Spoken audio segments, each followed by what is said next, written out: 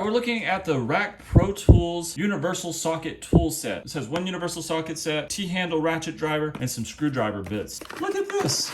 It's actually a case, so that is cool. Let's open this up, see what it looks like. Oh, that's beautiful. Look at that. Universal socket.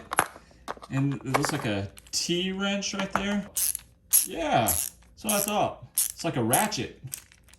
Go back the other way. So you get, basically it's a ratchet screwdriver set. So if you don't want to use like a drill or you don't want to over tighten something, it'd be better to use this. Look, it's 10-piece bits. So you've got like a square bit, a couple square bits, a couple round bits there, Allen wrench type bits, about 3 flatheads, and 3 type of Phillips screws right there. That is awesome.